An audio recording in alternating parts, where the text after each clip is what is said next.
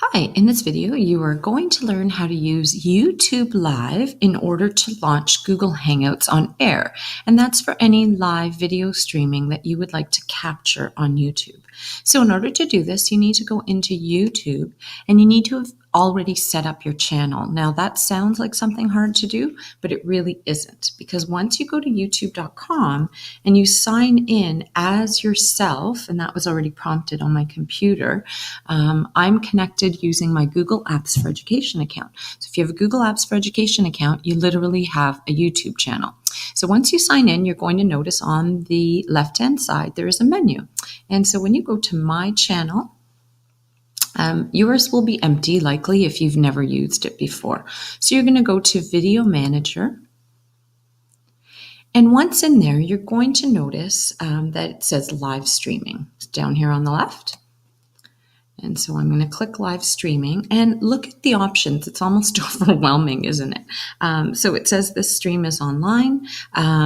You could set up encoding software and have some really sophisticated features. But what I would like you to do is go to Events. And literally, it says you don't have any upcoming events, so you can either schedule a new event, and I'll show you what that looks like. That's where you're putting the title of your event, Connecting Students. And you schedule it for a day in the future. So I'm going to schedule it for Sunday, and I'm going to schedule it for not 1:30 a.m. That's crazy. Let's go 11 a.m. Okay, give it a brief description. And then notice it says quick using Google Hangouts on air. That's what we want to do. You also have the option to add a message and publicize this as it's happening on Twitter or on Google+, and you just check right there in order to do that. So I'm going to cancel this for a second and leave. And what I'd like you to do, we're just going to set up a new live event now. So again, I'm still in events. I'm in live streaming. I'm going to hit new live event. But this time, you'll notice it's exactly the same. And I'm going to say connecting. So there's always more than one way to go about things. So connecting students, it's going to start right now. I might advertise it on Twitter. And again, I'm going to go quick using Google Hangouts on air. And I'm going to go live now. And that seems really, really scary. It says you're ready to go live and I say, okay, but it's actually not so scary, because what it does is it brings you into this window, and this is Google Hangouts on air.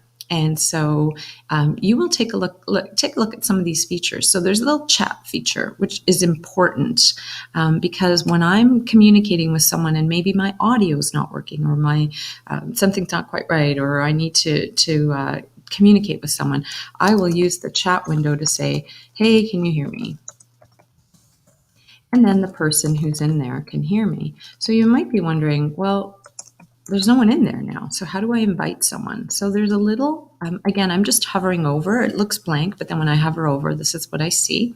And so to invite people, you are going to press this little button. And when you hover over it, it will tell you what to do. There's also a mute microphone. There's turning your webcam off, which I may have done considering I have no makeup on and my hair is crazy, but that's okay. So I'm going to invite people right here.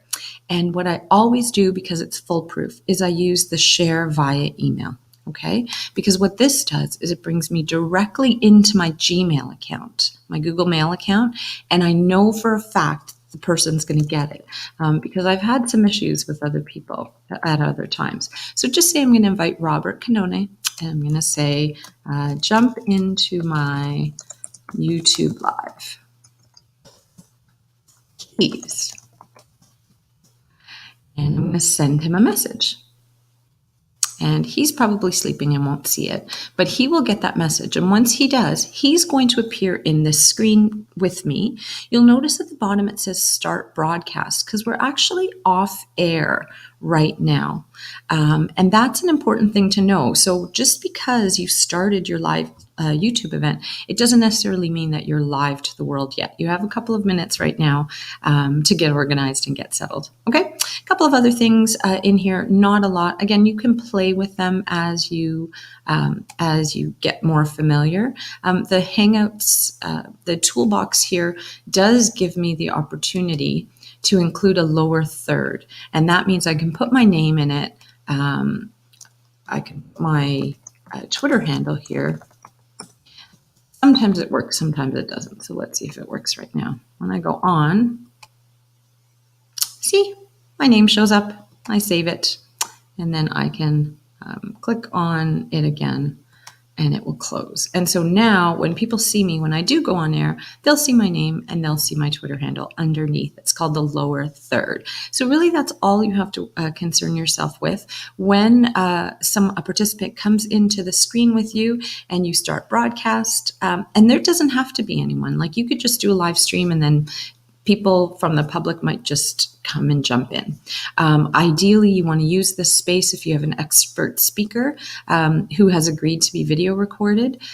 We did it when we connected two classes because what we wanted to do afterwards is we wanted the students to watch it again and reflect on some of their questions, some of the answers that the other students gave. So it's a great option if you want to videotape a live stream that you're doing. So I'm going to quickly start this broadcast just so we can see what happens when we're done. So I'm going to start. It's going to say, oh my gosh, okay.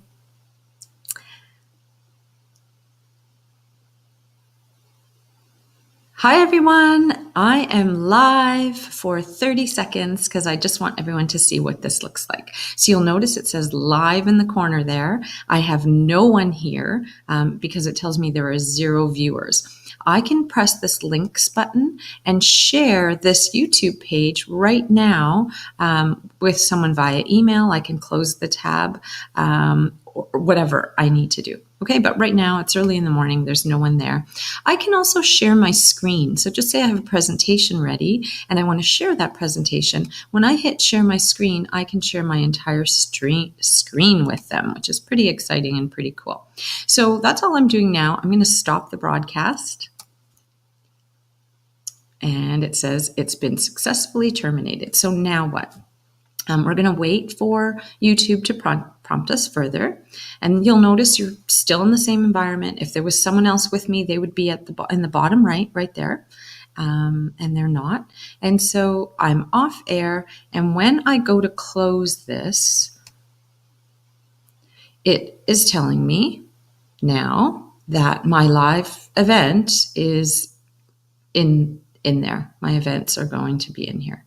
Okay, and then I have the option. This is an upcoming event because I didn't edit that before. This is where I could start the one that I had said was going to start later. And that is it. It ends up in your YouTube channel where you can actually make it unlisted. And when I go into Video Manager, I'll show you.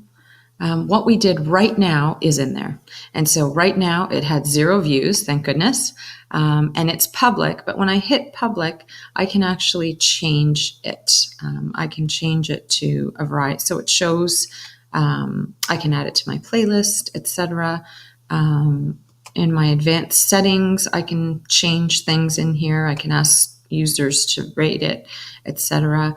I can allow people to embed it. I can make video statistics. These are all some pretty advanced things. I'm going to cancel it here.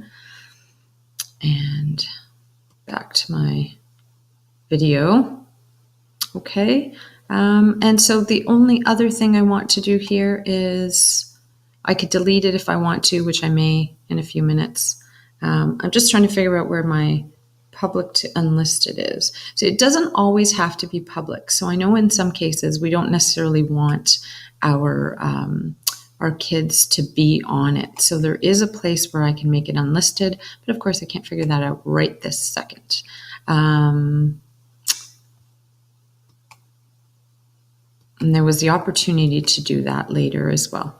Okay, so that's pretty much it. And I will put the information on how to make it public or unlisted. Oh, here it is.